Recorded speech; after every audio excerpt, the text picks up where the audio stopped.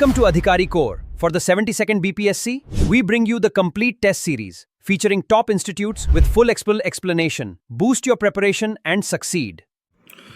Good morning friends, अधिकारी core में आपका एक बार फिर से स्वागत है।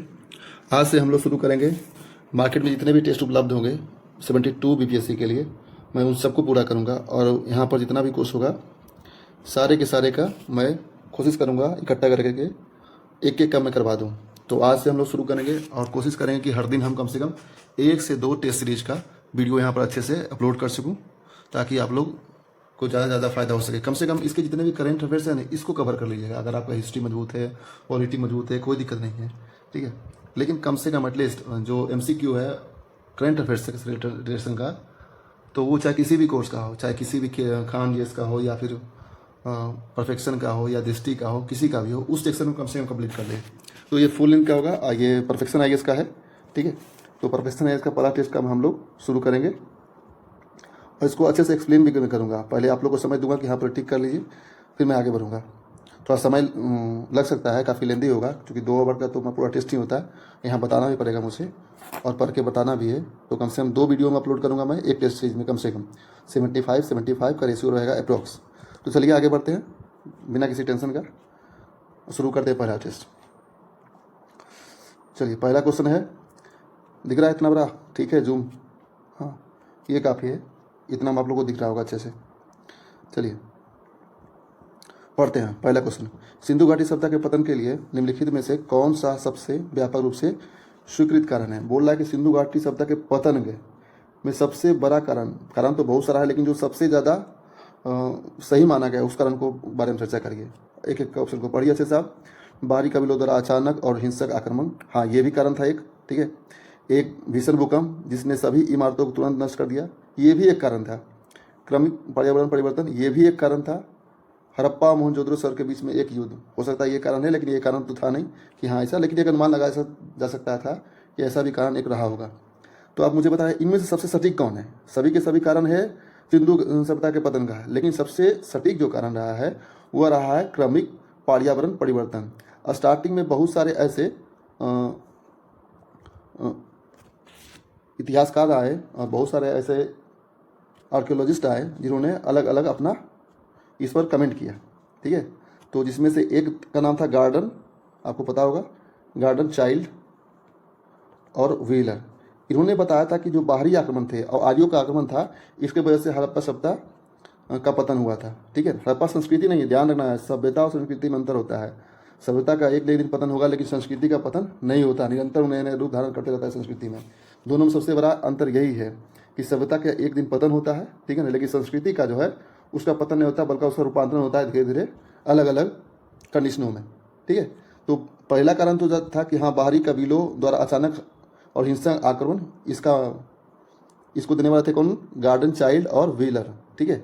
दूसरा कारण था एक वार्ड, जो काफ़ी विख्यात है कि हाँ कई जगह ऐसे चिन्ह मिले हैं जहाँ बाढ़ का पानी काफ़ी ऊंचा दिखाया गया। तो बाढ़ को मारने वाले बहुत सारे थे, से जॉन मार्शल, ठीक है, अर्नेस्ट मैके, AS राव, ठीक है, ये 3 नाम याद रखेंगे कम से कम। लेकिन जो क्रमिक पर्यावरण परिवर्तन है ये धीरे धीरे एडप्ट कर गया कि हाँ जलवायु परिवर्तन जो निरंतर होते रहा उसके वजह से यहाँ के लोग विलुप्त हो गए। तो इसको मानने वाले में थे, बता रहा हूँ मैं, ऑरेल अस्टेइन एवं अमलानंद घोष, ठीक है, अमलानंद घोष, यही 2 पुराविद थे। और बाद में बहुत सारे आए, ठीक है, जैसे कि एक आए KUR कैनेडी आया, जिन्होंने बताया था मलेरिया, क्योंकि प्राकृतिक आपदा आ गया था, इससे बाढ़ वगैरह होता है, उससे वहाँ पर देखते होंगे जनरली कई बीमारियाँ उत्पन्न भी होती है, जैसे टाइफाइड, मलेरिया आम बात होती है। तो उसका कारण भी एक जोड़ लिया गया था इसमें, कि क्रमिक परिवर्तन का। तो ऑप्शन करेक्ट है इसका C। नेक्स्ट हम लोग पढ़ते हैं क्वेश्चन नंबर 2 है। खैर मैं इतना एक्सप्लेन नहीं करूँगा चूँकि क्वेश्चन का सीमित समय में निपटाना चाहता हूँ इस चीज़ को। नेक्स्ट क्वेश्चन नंबर 2, संगम संहिता मुख्य रूप से प्रारंभिक दक्षिण भारत के सामाजिक आर्थिक संरचना के बारे में क्या बताता है? यानी चूँकि आपको पता है कि संगम संहिता साहित्य जो है या संगम लिटरेचर जो है वो संगमकालीन की रचना है। तो इसमें दक्षिण भारत के सामाजिक आर्थिक संरचना के बारे में क्या बताता है। पहले क्वेश्चन को पढ़ना होता है, क्वेश्चन को अच्छे से पढ़िए। आप एक दो बार पढ़िएगा, आप पहले कभी पढ़े रहिएगा तो समझ जाइएगा, हाँ वहाँ से निकल के आया। ऊपर से धड़ल्ले पढ़ के निकलिएगा तो फिर उसमें समझ में नहीं आने वाला है। तो आगे बढ़ते हैं। एक ऐसी प्रणाली जहाँ समाज 5 विशिष्ट परिस्थितियों क्षेत्रों में विभाजित था, यानी कि एक ऐसे समाज के बारे में बताया था इस संगम साहित्य में जहाँ की 5 इको जोन में बटा हुआ था। ठीक है, पहला क्वेश्चन ये था। एक ऐसा समाज जहाँ हर कोई केवल सोने के खनन में लगा हुआ था, क्योंकि कर्नाटक वाले क्षेत्र में, कोलार क्षेत्र में सोने का काफ़ी ज़्यादा रिजर्व है, इसलिए ऐसा ऑप्शन दे दिया गया। उत्तर भारत के राजाओं द्वारा पूरी तरह से शासित एक संरचना, ये तो नहीं हो सकता कभी भी। एक ऐसा समाज जिसमें कोई संगठित व्यापार और कृषि नहीं है। आप कभी भी पढ़िएगा इतिहास दक्षिण भारत में या कभी भी, तो आप देखिएगा सबसे प्रफुल्लित जो संगठित व्यापार था वो दक्षिण भारत का ही था। तो ये ऑप्शन भी गलत हो जाएगा। अब बचा ये ऑप्शन। तो आपको लगता है कि जितना भी लोग रहेगा वो सब सोने के खान में रहेगा, ऐसा तो नहीं होगा, तो ये भी गलत है। तो ऑप्शन हो जाएगा क्या है, ऑप्शन ए सही। ऑप्शन को छांटना सीखिए, अगर नहीं आता है तो ऑप्शन को छाटिए, एलिमिनेट करिएगा। बहुत सारे क्वेश्चन आपको एलिमिनेशन मेथड से ही बन जाएगा। अब पढ़ते हैं कि ये 5 पारिस्थितिकी क्षेत्र कौन कौन थे जिसको बांटा गया था इस समय में। इसको तीने बोलते थे। ठीक है, तीने से मतलब 3 होता है, लेकिन यहाँ तीने का मतलब बता रहा है कि संगम साहित्य में कि तीने ढांचा का विवरण दिया हुआ था, जिसमें कुल दक्षिण भारत के 5 विशिष्ट पारिस्थितिकी क्षेत्रों में बांटा गया था। जिसमें पहला था, आपको पता ही होगा, कुरिंजी। देखिए, कुरिंजी ऐसे क्षेत्र था जो पहाड़ी क्षेत्र है, यानी दक्षिण भारत के पहाड़ी क्षेत्रों को कुरिंजी बोला जाता था। ठीक है। दूसरा था मुल्लई। मुल्लई में ऐसे लोग रहते थे जो मुख्यतः चारगाह वाले क्षेत्र थे, यानी कि जो भेड़ बकरी पालने वाले लोग ऐसे क्षेत्र में बसते थे, मुल्लई क्षेत्र में। तीसरा आपका था मरुदम। ओके, चौथा क्षेत्र मरुदम, जहाँ पर कृषि भूमि उपजाऊ हो, यानी लैंड वाले पार्ट। ठीक है। चौथा था नेदल।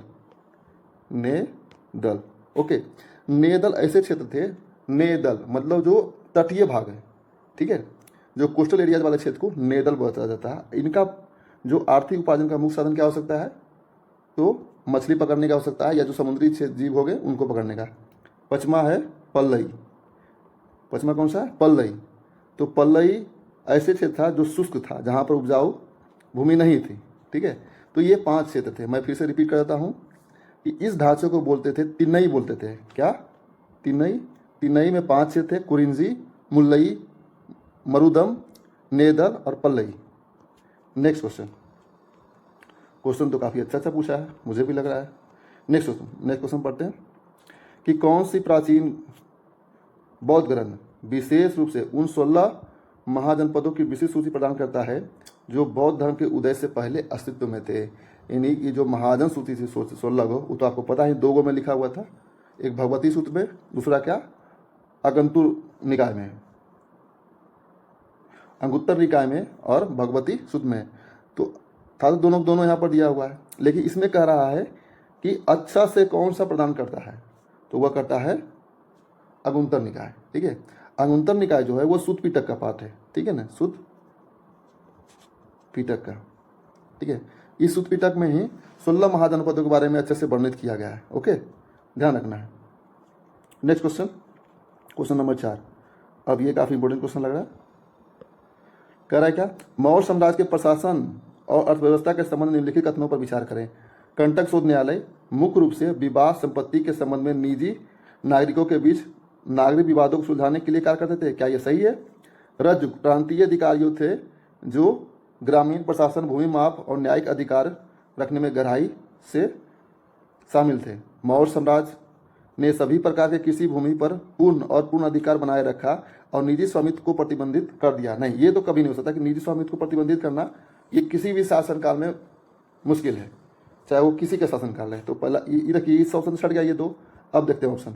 मुझे अगर आंसर मालूम नहीं है तब भी दिमाग लगा देना। और ऑप्शन क्या है, 1 का 3। ऑप्शन में 1 का 3 दिया होता, ऑप्शन में 3 तो जहाँ रहेगा वो नहीं होगा, ये भी नहीं होगा, ये भी नहीं होगा, तो बचे कौन, 2। कितना बेहतरीन है ये कि आपको नहीं मालूम था कि मेरा पहला का आंसर सही है कि नहीं। कंटक शोधन न्यायालय के बारे में आपको पता भी नहीं था, फिर भी आपका आंसर सही हो गया। इसी तरह से एलिमिनेट करिए। एक लाइन हमको बस मिला कि निजी स्वामित्व, वहीं से हम छाट लिए। ठीक है, तो समझते हैं जो कंटक शोध न्यायालय था ना, वो क्रिमिनल कोर्ट था उस समय का। ठीक है, उस समय का मौर्य साम्राज्य का क्रिमिनल कोर्ट था, जबकि एक और कोट था, उसका नाम मैं अभी तत्काल में भूल रहा हूँ, शायद धर्मस्थीय नाम था शायद, हाँ धर्मस्थीय था, धर्मस्थीय। ठीक है, अब धर्मस्थीय में ये जो सिविल मामला था ये जाता था। ठीक है, नेक्स्ट रज्जू को पता ही आपको है, अगर नहीं पता है तो आज के आईएएस से आप इसको जोड़ सकते हैं या एसडीओ साहब से जोड़ सकते हैं इसको, जो कि आप लोग बनने वाले हैं। काफ़ी सीट है इसमें, आप लोग मेहनत करें, एक ना एक दिन तो रंग लाएगा ही, चाहे कुछ भी हो, आज आए कल आए लेकिन आना है। नेक्स्ट क्वेश्चन, गुप्त काल के निम्नलिखित प्राचीन लेखकों को उनके संबंधित शास्त्रीय साहित्य और वैज्ञानिक रचनाओं के बारे में मैच करना है आपको। शुद्रक क्या पंचशती का लिखे है, देखते हैं। नेक्स्ट, शुद्रक था एक तरफ ऑप्शन था, ऑप्शन दूसरे तरफ क्या दिया हुआ है, विशाखादत्त, ब्राह्मीर और पाणिनि, मृच्छकटिकम, अष्टाध्यायी और मुद्रा राजक्ष। तो आपको पता ही होगा कि कोई भी विद्यार्थी जो लूसेंट नहीं पढ़ता होगा, सिंपल सी बात है, पाणिनि जिसे देखकर टक देना मार देगा 3, डी के 3। अब डी का 3 कहाँ कहाँ है, एक बी में है और एक डी में है, तो 2 ऑप्शन तो ऐसे ही खत्म कर दिए हम लोग। ठीक है, अब डी का 3। अब आपको ब्राह्मीर जो थे वो मुख्यतः खगोल शास्त्री थे। ठीक है, तो इन्होंने पंच सिद्धांत का लिखा। अब एक एक पढ़ते हैं। मृच्छकटिकम, मृच्छकटिकम का मतलब ये होता है कि मिट्टी की छोटी गाड़ी। क्या होता है मृच्छकटिकम का मतलब, मिट्टी का छोटी गाड़ी। ठीक है, इसकी रचना जो है उज्जैन की वास्तविकताओं को चित्रित करने के लिए वहाँ के कौन थे, शूद्रक, इन्होंने मृच्छकटिकम लिखा। कौन थे, शूद्रक। ठीक है, नेक्स्ट क्या है, विशाखादत्त। विशाखादत्त ने लिखा था क्या, मुद्रा राक्षस। ठीक है, अब मुद्रा राक्षस में क्या था, तो मुद्रा राक्षस में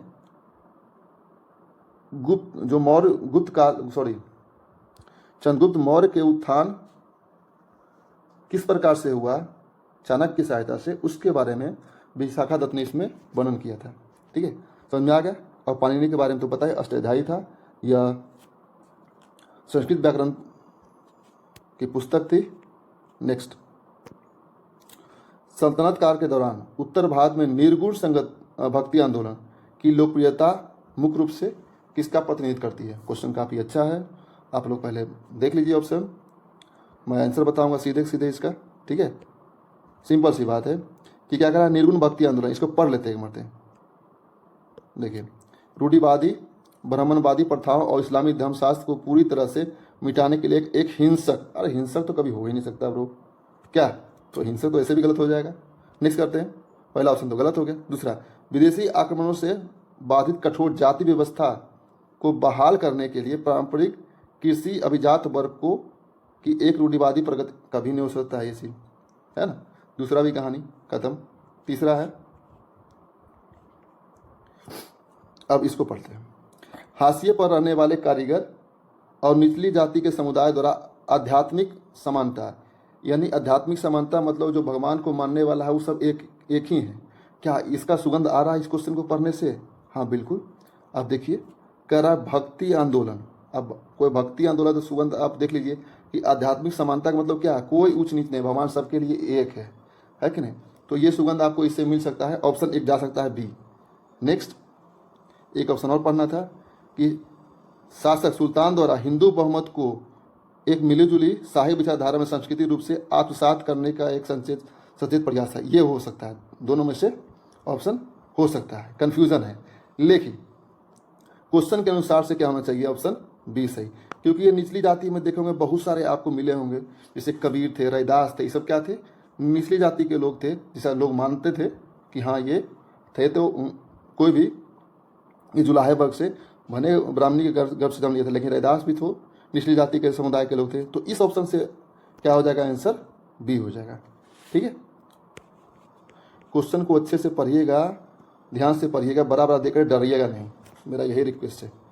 टोडरमल द्वारा सुधारी गई भू राजस्व की जब्ती यानी जाप्ती जो थी प्रणाली ने मुगल साम्राज्य को दीर्घकालिक अस्थिरता प्रदान किया। कैसे, यानी जब्ती प्रणाली में जो टोडरमल के द्वारा अपनाया गया था, उसमें ऐसा क्या चीज़ था जिसके वजह से काफ़ी दिनों तक मुगल शासन की अर्थव्यवस्था मजबूत बनी रही। आखिर क्या था इसमें, तो एक पूर्वानुमान है, यानी पहले प्रेडिक्ट किया जाता था कि नगद आधारित कर की मांग की गणना करने वाले वास्तविक फसल उपज और स्थानीय कीमतों के 10 साल, हाँ बिल्कुल ऑप्शन आ रहे, 10 सालापति बोलते थे इसको, पूर्वानुमान भी लगाया जाता था कि फसल कैसे उपजेगा, कितना उपजेगा, ठीक है नहीं, आपको मालूम ही होगा कि जब्ती प्रणाली को दसला प्रणाली भी कहते थे, है कि नहीं?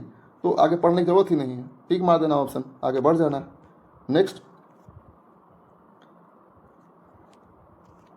प्रसिद्ध विक्रमशिला विश्वविद्यालय जो ब्रजियान बौद्ध धर्म का एक प्रमुख केंद्र था की स्थापना किस पाल शासक द्वारा किया था? ये आपको रटने वाला चीज है, सीधे धर्मपाल द्वारा किया था, ठीक है ना? कहाँ है क्वेश्चन, ये भी पूछ दिया था।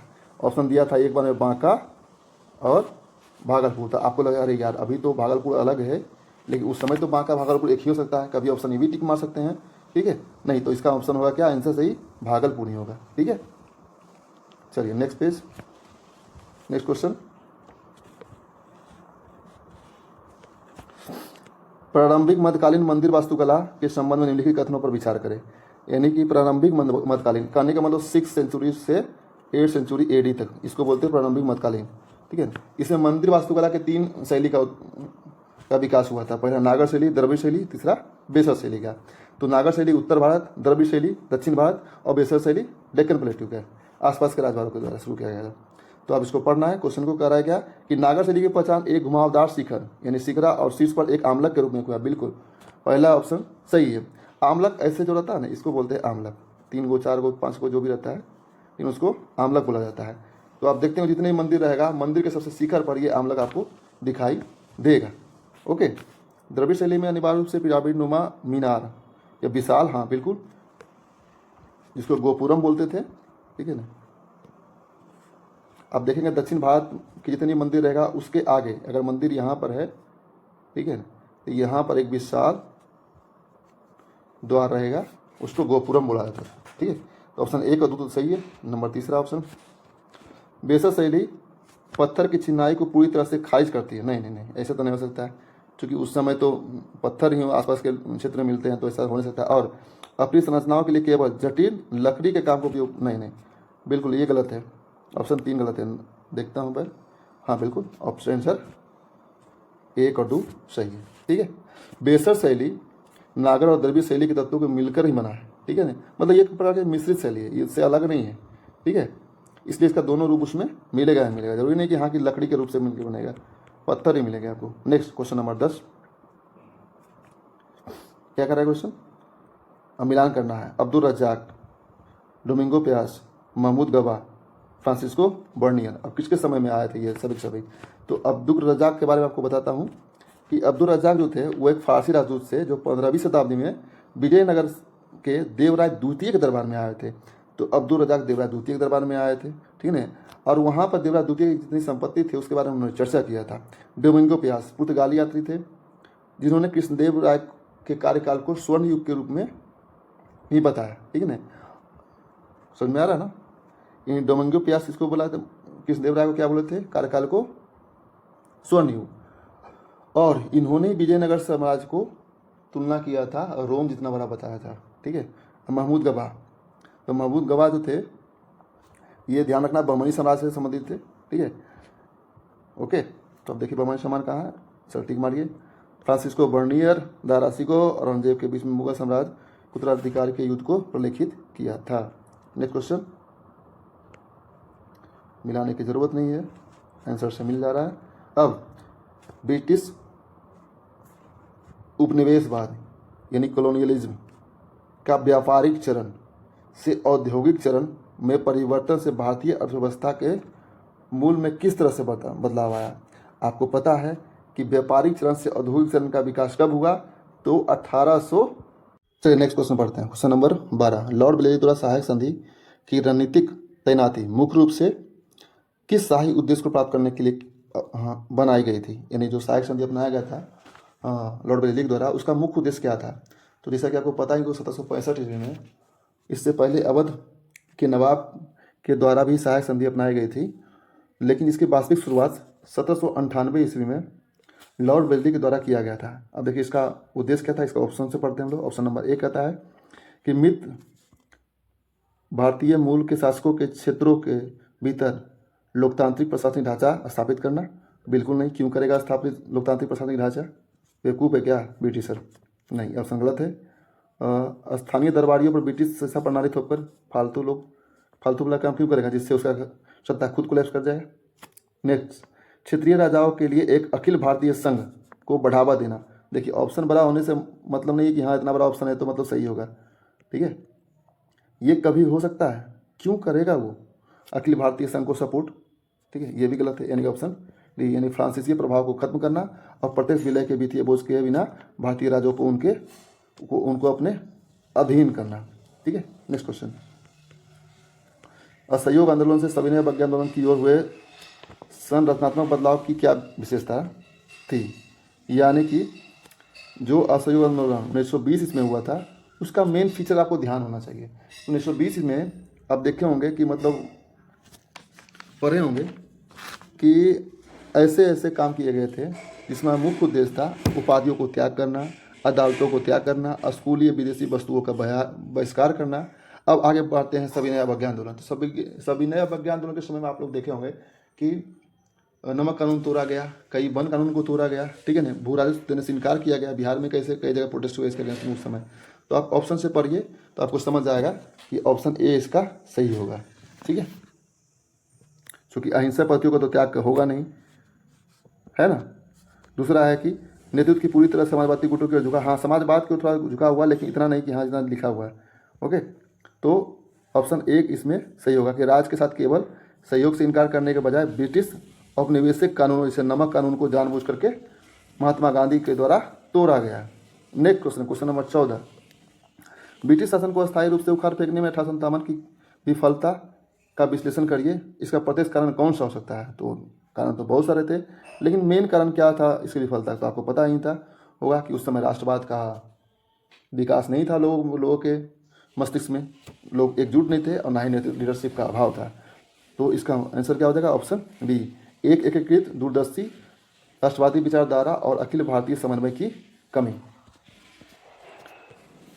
नेक्स्ट क्वेश्चन, कारण तो सभी थे, लेकिन जो सबसे बड़ा कारण था राष्ट्रवादी विचारधारा का इम्पैक्ट न के बराबर था ही नहीं लोगों में। क्वेश्चन नंबर 15, स्वदेशी आंदोलन के संदर्भ में आत्मशक्ति पर जोर देने का मुख्य उद्देश्य क्या था। अब आत्मशक्ति का मुख्य उद्देश्य क्या था, सेल्फ रिलायंस का मतलब क्या था उस समय का। तो आप ऑप्शन पढ़िए, चलिए पढ़ लिए होंगे तो हम आगे बढ़ते हैं। देखिए स्वदेशी आंदोलन जो हुआ था लगभग 1906 से लेकर के कितना तक 10 तक, जब तक बंगाल विभाजन आंदोलन चलता रहा तब तक। उसमें दो ही चीज़ था स्वदेशी का मतलब, पहला नंबर एक शिक्षा में था और दूसरा था क्या, नए उद्योग की स्थापना करना, ठीक है, नए स्कूल नए उद्योग की स्थापना करना। तो इस ऑप्शन में जहाँ भी आपको दिख रहा है तो टिक मार दीजिए। क्या ऐसा था, नहीं, गुरिल्ला युद्ध को अपनाने का नहीं था, डोमिनियन स्टेट के बारे में कोई चर्चा नहीं था, ऑप्शन नहीं है। हाँ, नंबर डी सही है कि स्वदेशी उद्योगों और राष्ट्रीय शिक्षा के माध्यम से राष्ट्रीय स्वाभिमान और सामाजिक आर्थिक पुनरुद्धार को बढ़ावा देना, ऑप्शन डी इसका करेक्ट आंसर होगा।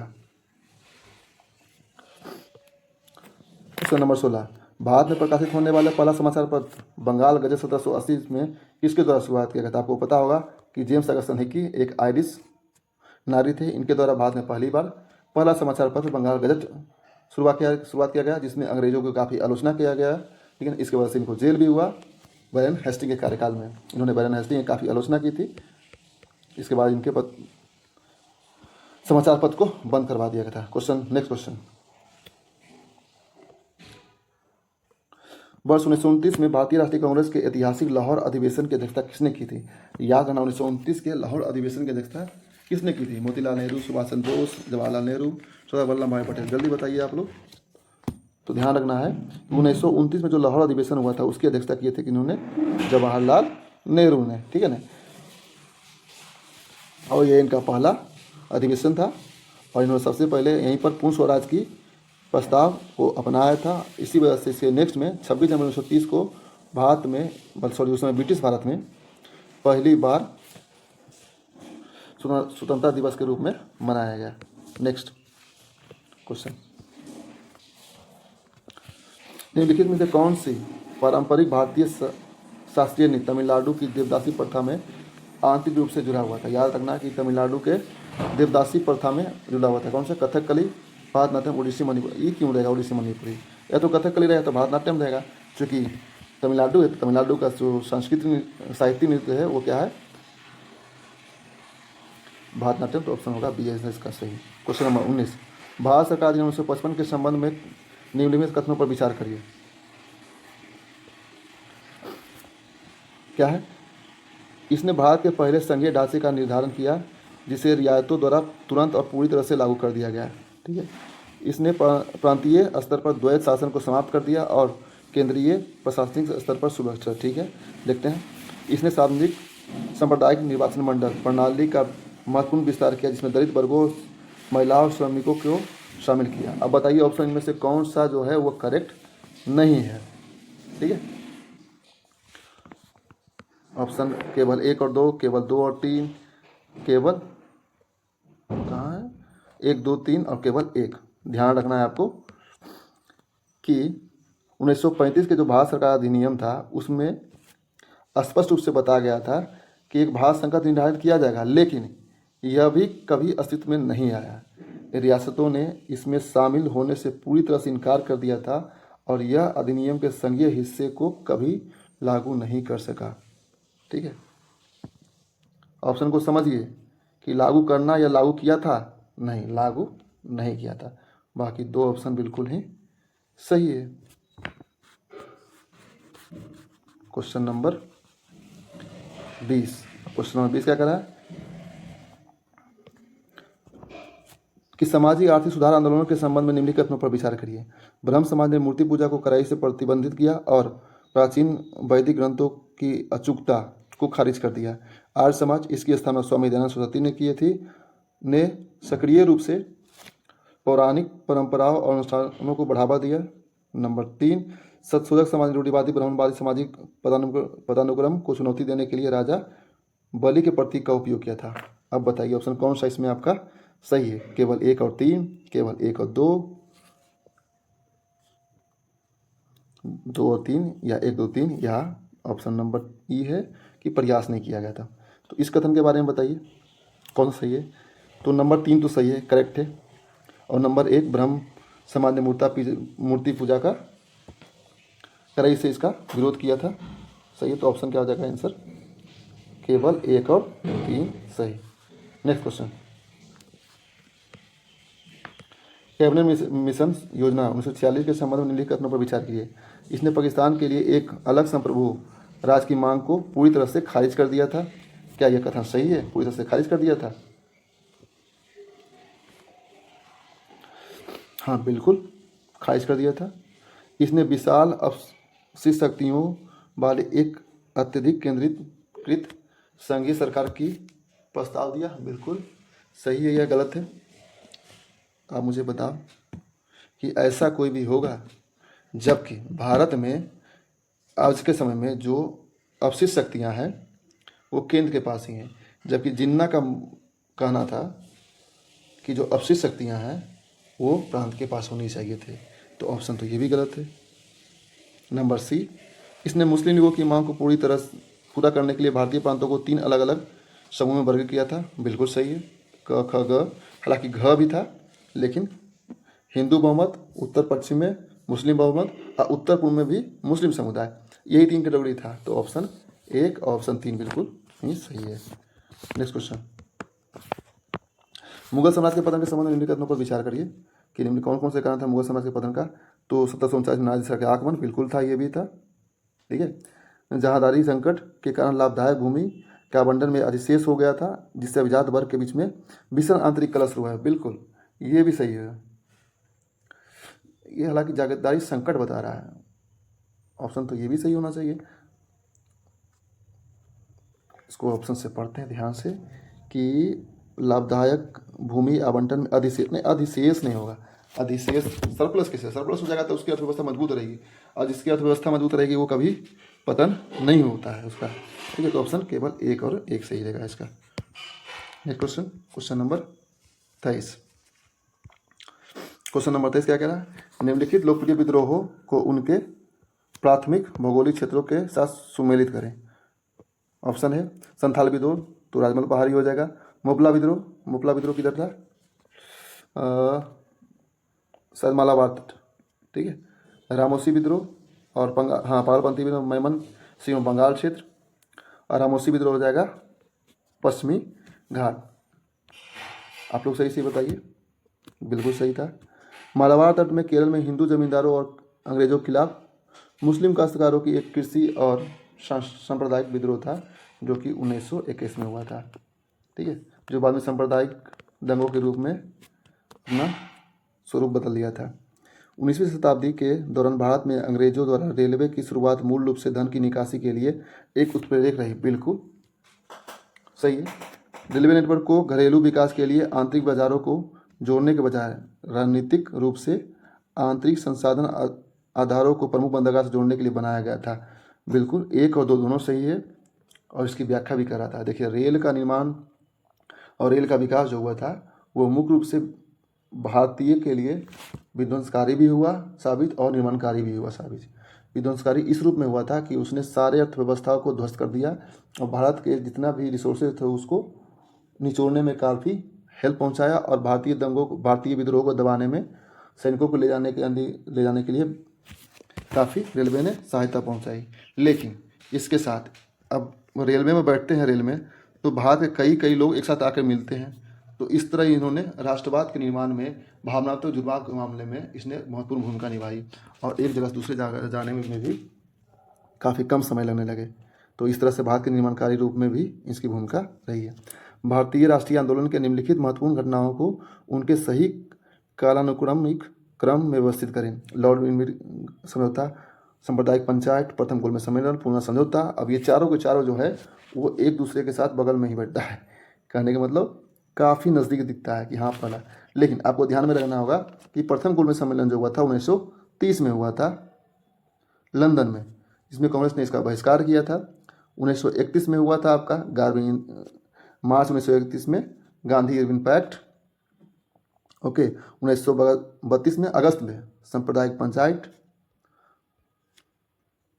ठीक है ना। पूना समझौता भी 24 सितंबर 1932 ईस्वी को हुआ था महात्मा गांधी और BR अम्बेडकर के बीच में। इस तरह से इसका ऑप्शन हो जाएगा 3, 1, 2, 4। ओके, नेक्स्ट पढ़ते हैं क्वेश्चन नंबर 26। अजातशत्रु के अधीन विस्तार करते मगध साम्राज्य के वज्जी संघ का अंतिम विलय संरचनात्मक रूप से अनिवार्य था, क्योंकि अब अजातशत्रु का जो विस्तार हुआ था, मगध साम्राज्य का विस्तार हुआ, उसमें वज्जी का मिलन क्यों आवश्यक था, किस लिए आवश्यक था? तो इसका आंसर हो जाएगा नंबर बी। आंतरिक कबीलाई मतभेदों और केंद्रीय कमान के कमी ने वज्जी संघ को कमजोर कर दिया था। इस वजह से इसका मगध साम्राज्य में विलय आवश्यक हो गया था। Okay, next question.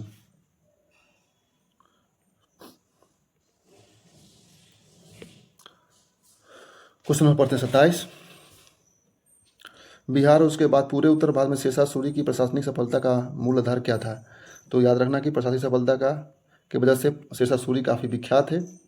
इसका मूल कारण था कि भूमि की सटीक पैमाइश पर आधारित अत्यंत व्यवस्थित भू राजस्व मूल्यांकन प्रणाली का क्रियान्वयन करना। ठीक है, नंबर सी। Question number 28।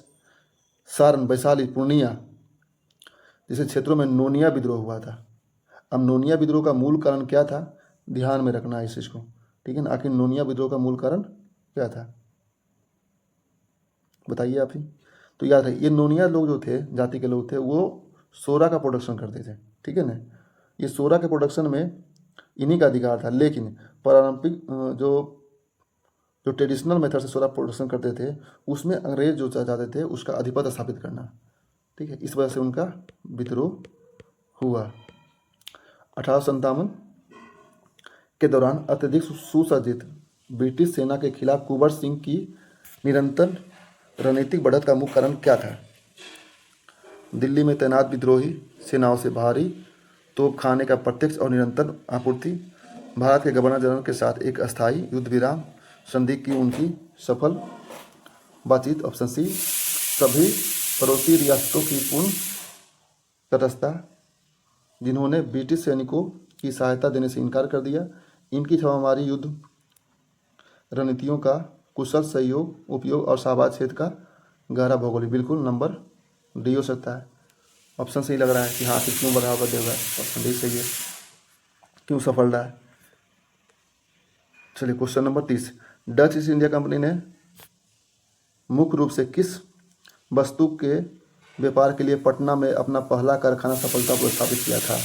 नीलम और रेशम का, सोरा और अफीम का, मसाले और चंदन का, चाय और जूट का। तो डच ईस्ट इंडिया कंपनी किसका स्थापित किया था आपको ध्यान में रखना, उसमें बिहार का हाजीपुर और बंगाल का क्षेत्र सोरा उत्पादन का मुख्य क्षेत्र था।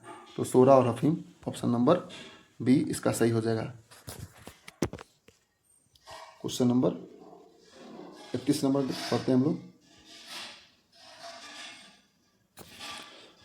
बिहार के क्षेत्र में भारतीय राष्ट्रीय कांग्रेस का पहला ऐतिहासिक अधिवेशन कहाँ आयोजित किया था? याद है आपको, 1912 के बांकीपुर अधिवेशन में। इसकी अध्यक्षता RN, सिर्फ RN से नाम रखना है याद, मुधोलकर ने किया था। ठीक है, RN मुधोलकर ने किया था। उसके बाद 1922 ईस्वी में गया अधिवेशन में, उसके बाद 1940 के रामगढ़ अधिवेशन जो कि आज झारखंड में है। लेकिन कहने का होगा बिहार में 3 था, उस समय झारखंड और बिहार दोनों एक ही साथ थे। नेक्स्ट क्वेश्चन, बिहार में किसान आंदोलन के संबंध में निम्नलिखित कथनों पर विचार करिए। स्वामी सदानंद सरस्वती ने अपनी दखली अधिकारों पर जमींदारी हमलों के खिलाफ किसानों की शिकायत को एकजुट करने के लिए 1929 में बिहार प्रांतीय किसान सभा का गठन किया था। ऑप्शन नंबर 2, बकास भूमि आंदोलन मुख्य रूप से उन जमीनों को वापस लेने पर केंद्रित था जिन्हें काश्तकारों ने 1930 के दशक की आर्थिक मंदी के दौरान जमींदारों के हाथों खो दिया था। भारतीय राष्ट्रीय कांग्रेस ने 1937 के अपने मंत्रालय के दौरान किसान सभा की उग्र कृषि मांग को पूर्ण और बिना शर्त समर्थन किया था। ऑप्शन तो काफ़ी बड़े बड़े हैं, लेकिन इसको अच्छे से पढ़िएगा और समझिएगा तो तीनों ऑप्शन आपको ऐसा लगेगा कि सही है। लेकिन ऑप्शन नंबर सी इसको ध्यान से पढ़िएगा। 1937 के भारतीय राष्ट्रीय कांग्रेस ने अपने मंत्रालय के दौरान किसान सभा के उग्र कृषि मांगों को पूर्ण और बिना शर्त नहीं, ऐसा नहीं था। कभी भी भारतीय राष्ट्रीय कांग्रेस इस तरह की डिमांड को पूरा करने के लिए नहीं कहेगी कि हाँ जो भी कृषि का उग्र मांग रहेगा उसको समर्थन करेगी। तो ये ऑप्शन गलत हो जाएगा, ऑप्शन ए ऑप्शन बी सही है। Okay, question next question, question number 33 पढ़ते हैं। चंपारण सत्याग्रह 1917 के संबंध में निम्नलिखित कथनों पर विचार करिए। 3 कटिया प्रणाली के तहत किसानों के लिए अपनी भूमि का 3/20 भाग नील खेती करना अनिवार्य था। बिल्कुल सही है, ऑप्शन ए सही है, जो पढ़ने से याद रहा।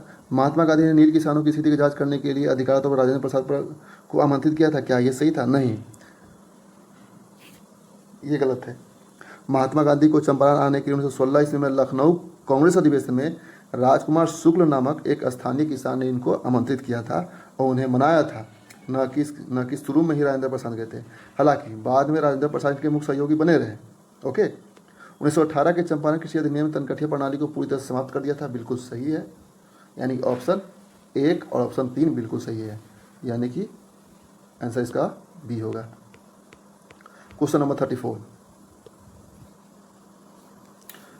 नंबर क्वेश्चन क्या कर रहा है? 1912 में बिहार और उड़ीसा के एक अलग प्रांत का निर्माण के क्षेत्र में आधुनिक इतिहास में एक महत्वपूर्ण मिलकर पत्थर साबित हुआ। यह अलगाव विशेष रूप से अंग्रेजों द्वारा बंगाली भाषा में स्वदेशी आंदोलन की उभरती लहर को रोकने के लिए किया गया था। क्या ऑप्शन सही है दोनों? और 1912 कब हुआ था? सहयोग आंदोलन 1906 से लेकर के 1908 1910 बोल सकते हैं। तो ऑप्शन बी बिल्कुल ही गलत है, लेकिन ऑप्शन ए बिल्कुल सही है। देखिए, जो ये अलगाव था बिल्कुल भी स्वदेशी आंदोलन को रोकने के लिए नहीं किया गया था। यह लॉर्ड कर्जन के 1905 के बंगाल विभाजन के पीछे का एक कुटिल तर्क था। लेकिन बिहार का 1912 का निर्माण वास्तव में एक रियायती थी जिसने 1905 के बंगाल विभाजन को रद्द कर दिया, बंगाली भाषी क्षेत्र के लिए फिर से जोड़ दिया और सत्येंद्रनाथ सिन्हा जैसे व्यक्तियों के नेतृत्व में लंबे से चली आ रही वैध प्रशासनिक मांगों के कारण बिहार और उड़ीसा को हिंदी और उड़िया क्षेत्र में बंगाल से बिल्कुल ही अलग कर दिया गया। नेक्स्ट क्वेश्चन है,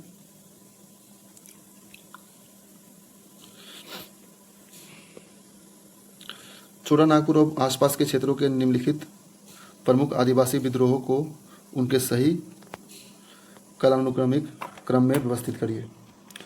संथाल विद्रोह, कोल विद्रोह, ताना भगत, मुंडा विद्रोह। तो मुंडा विद्रोह तो 1899 1900 के में हुआ था, इसके आसपास में। ताना भगत तो स्वतंत्रता के पहले लगभग अप्रोक्स बोल सकते हैं इसको। 1914 के आसपास। अच्छा, वो दूसरा था, ठीक है। और संथाल विद्रोह कितना, 1855 से 1856 के आसपास में। और छोटा नागपुर के क्षेत्र में ही कोल विद्रोह हुआ था 1831 से 1832। 1831 से 32 ये कोल विद्रोह, ये तो सबको पता होगा। 1855 1856 ताना भगत होगा 1914 ईस्वी में शुरू किया गया था, जो कि उराव जनजाति के ताना भगत के द्वारा शुरू किया गया था। यह जो सुधार था वह महात्मा गांधी के संघर्ष से प्रेरित था, यानी इसमें गांधीवादी विचार भी इसमें शामिल था। कभी कभी ऑप्शन में ये भी दे सकता है कि निम्नलिखित में से कौन सा विद्रोह जो है वो गांधीवादी संघर्ष की ओर इंडिकेट करता है, तो ताना भगत आंदोलन, ठीक है। Next question, question number 36। Question number 36 क्या रहा? अब ज्योग्राफी वाले क्वेश्चन में सेक्शन में आ जाए। किस वायु मंडलीय परत में लगभग सारा जलवाष्प और निलंबित एरोसोल होते हैं, जो वैश्विक मौसमी घटनाओं को निर्धारित करने के लिए एक मुख्य रूप से जिम्मेदार है? अत्यधिक विरल, यानी कि एक्सोस्फीयर को जो धीरे धीरे अंतर्गरीय अंतरिक्ष में विलीन हो जाता है। आयनित तापमंडल, जो उच्च प्रवृत्ति या उच्च आवृत्ति वाली रेडियो तरंगों के परावर्तन की सुविधा प्रदान करता है। सुरक्षात्मक जोन,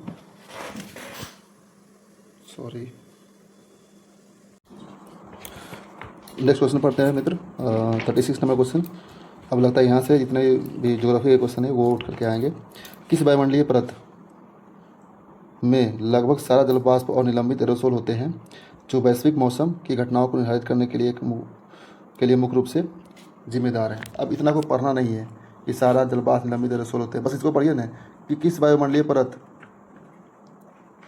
वैश्विक मौसम की घटना को निर्धारित करने के लिए मुख्य रूप से जिम्मेदार होते हैं। कौन सा है? तो वो है, ऑप्शन पढ़िए, अत्यधिक विरल वायुमंडल को जो धीरे धीरे अंतर्गरीय अंतरिक्ष में विलीन हो जाते हैं। नहीं, ये क्यों रहेगा मौसम घटनाओं को जिम्मेदार होने के लिए? नेक्स्ट क्वेश्चन है क्या, नेक्स्ट ऑप्शन क्या है? आयनित तापमंडल, जो उच्च आवृत्ति वाले रेडियो तरंगों के परावर्तन की सुविधा प्रदान करते हैं, ठीक है। ऑप्शन बी हो सकता है। ऑप्शन सी, सुरक्षात्मक ओजोन परत वाला स्थिर असम तापमंडल, जो सौर विकिरण को सोख सकता है। जो सौर विकिरण को जब सोख ही लेगा तब में भी हो सकता है, लेकिन समताप मंडल तो काफ़ी शांत मंडल होता है, यहाँ पर से बारिश मौसम से कोई मतलब है नहीं, तो ऑप्शन ये भी गलत हो जाएगा। यानी ऑप्शन ए और ऑप्शन सी दोनों कैंसिल। निचला क्षोभ मंडल, जहाँ ऊंचाई बढ़ने के साथ तापमान घटता है, क्या ये हो सकता है? बिल्कुल ये हो सकता है। जितनी मौसम सारी घटनाएं होती है वो निचली क्षोभ मंडल में ही होती है। Okay, question number 37। निम्नलिखित में से कौन सा पर्वत चोटी पूरे प्रायद्वीपीय भारत क्षेत्र में सबसे ऊंची स्थलाकृति ऊंचाई का प्रतिनिधित्व करती है? तो ये तो रटने वाला क्वेश्चन है। इसका ऑप्शन सिंपल सा हो जाएगा, अनायमुडी क्षेत्र पहाड़ चोटी, जिसकी कुल लंबाई है 2695 मीटर का, ठीक है। याद रखना है कि यह केरल के अन्नामलाई पहाड़ी में स्थित जो अन्नायमुडी चोटी है वो पूरे प्रायद्वीपीय भारत पठारी क्षेत्र में सबसे अधिक ऊंचाई वाला क्षेत्र माना जाता है, ठीक है। नोट करना है कि डोडा बेटा नीलगिरी क्षेत्र की सबसे ऊंची चोटी है, अब गुरु शिखर अरावली की, अब महेंद्रगिरी पूर्वी घाट की।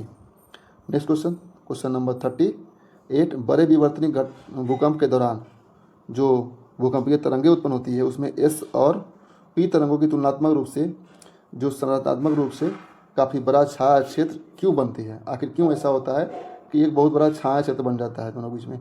वो 105 डिग्री के बीच में अप्रोक्स होता है, 105 डिग्री के आसपास।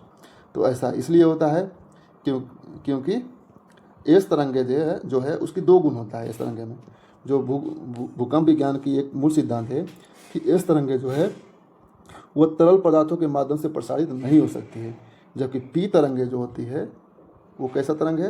वो अनुदैर्घ्य है। याद रखना है, अनुदैर्घ्य है। अनुदैर्घ्य का मतलब ये होता है, जैसे ध्वनि है ना, वो भी अनुदैर्घ्य तरंग है, यानी वो ठोस में गुजर सकती है, वो तरल में गुजर सकती है और गैस में गुजर सकती है, ठीक है। जबकि ये जो तरंग है, द्वितीय तरंग जो है यानी कि एस जो है वो अनुप्रस्थ तरंगे है, ठीक है। तो ऑप्शन हो जाएगा इसका क्या सही होगा? ऑप्शन बी सही हो जाएगा। Next question 39 number question.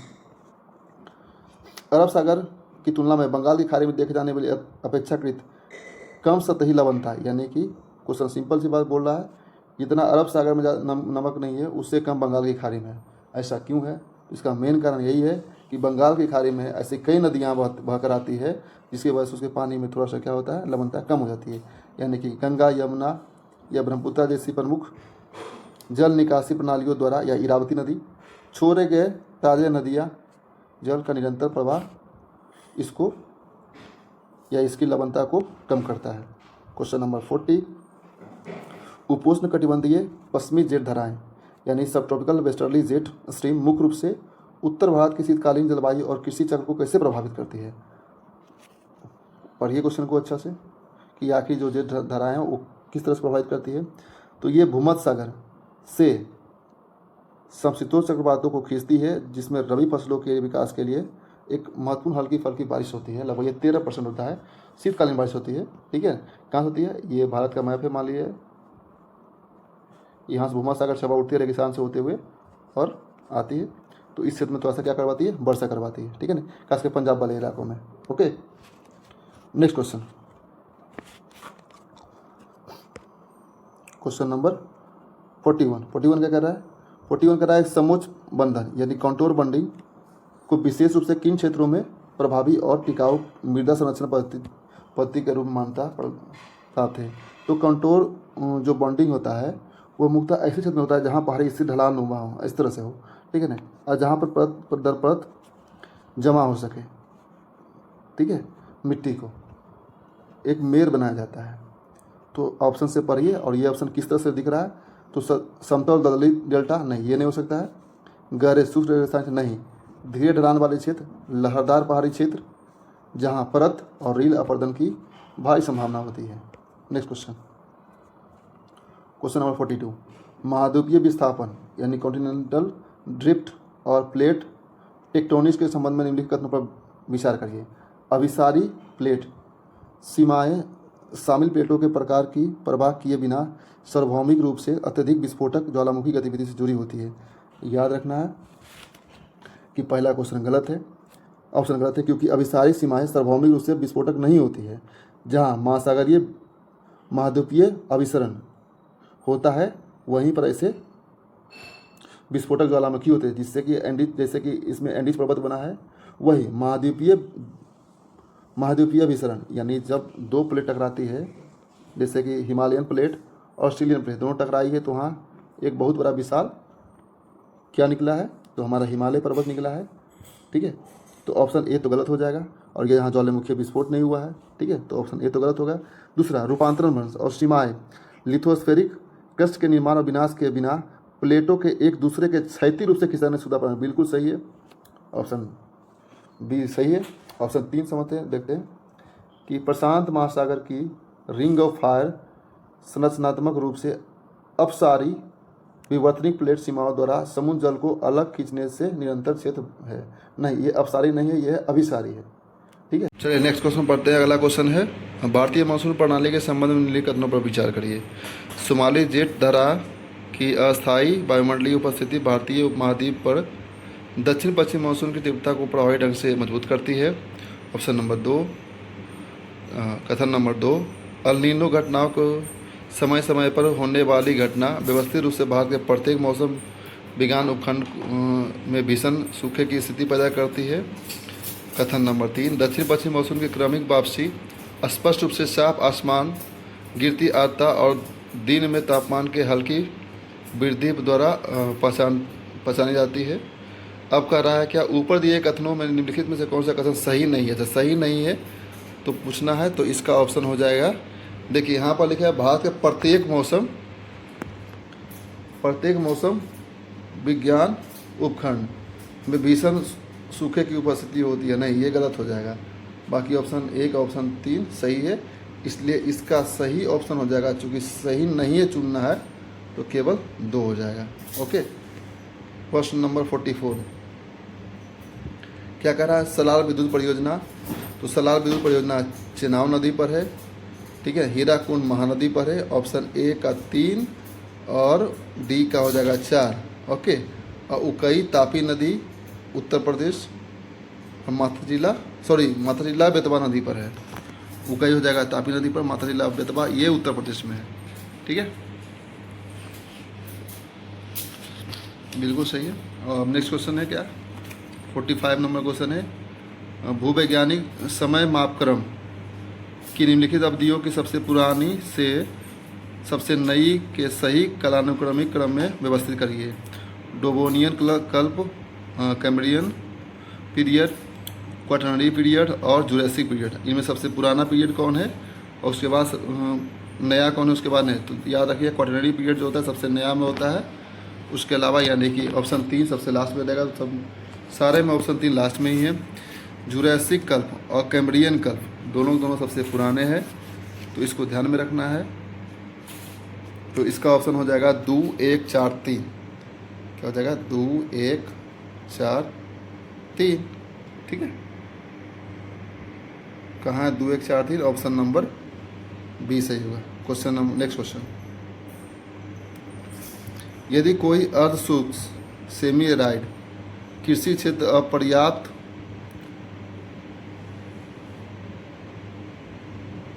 उपसतही जल निकासी लागू किए बिना पूरी तरह से नहर सिंचाई पर निर्भर होकर हरित क्रांति की तकनीकों को तीव्रता से अपनाता है, तो इसका सबसे तत्कालिक दीर्घकालिक परिस्थितिक परिणाम क्या हो सकता है। क्वेश्चन काफ़ी लंबा है लेकिन इसको पढ़िए। इसका परिणाम यह हो सकता है कि भूमि जो भूजल होगा, ठीक है ना, के ऊपर की ओर कैपिलरीज एक्शन और उसके बाद होने वाली बाष्पीकरण के कारण मिट्टी के गंभीर लवणीकरण। ठीक है ना। नेक्स्ट क्वेश्चन, हम सिर्फ अब क्वेश्चन पढ़ेंगे क्योंकि काफ़ी लंबा वीडियो बन जा रहा है मुझे जहाँ तक लग रहा है। बिहार के निम्नलिखित प्रशासनिक जिलों में से किस जिले में 2011 की जनगणना के दौरान पूर्ण रूप से उच्चतम दशकीय वृद्धि की गई? तो सबसे दशकीय वृद्धि कहाँ है, तो मधेपुरा में किया है, मधेपुरा में है 2011 के अनुसार से। ठीक है, प्राचीन विंध्यन शैल प्रणालियों जो भौगोलिक रूप से बिहार के दक्षिणी पश्चिमी जिलों में केंद्रित है, राज्य के लिए आर्थिक रूप से अपरिहार्य है। क्यों मानी जाती है? क्योंकि यहाँ पर जो होता है इस चट्टान से सीमेंट उद्योग को बनाए रखने के लिए आवश्यक उत्तम गुणवत्तापूर्ण क्या मिलता है, चूना पत्थर मिल जाते हैं हमको। इस वजह से ये आंसर सी सही हो जाएगा। 50 नंबर, कोसी नदी की धारा का हिंसन और अप्रत्याशित रूप से बदलने वाली प्रकृति की प्राथमिक और संरचनात्मक कारण क्या है? आपको पता है कोसी को बिहार का शोक नदी भी कहा जाता है। आखिर यह क्यों बदलती है? क्योंकि मैदानी इलाकों में अचानक प्रवेश के कारण इसकी गतिज ऊर्जा में काफ़ी वृद्धि हो जाती है। इस वजह से ये क्या होता है, काफ़ी इसको हिंसक माना जाता है इस नदी को। ठीक है, यानी कि ऑप्शन नंबर बी सही है। Question number next question, question number 50, Purnia और कटिहार क्षेत्र में जूट प्रसंस्करण क्षेत्र या उद्योग का ऐतिहासिक संकेंद्रण, यानी पूर्णिया और कटिहार में जूट का उद्योग क्यों लगता है, ऐसा क्या कारण है? क्योंकि उसका मिट्टी वैसा है, ठीक है, उसका जलवायु परिस्थिति तंत्र वैसा है, तो इसलिए ऑप्शन क्या हो जाएगा, इसका डी सही हो जाएगा।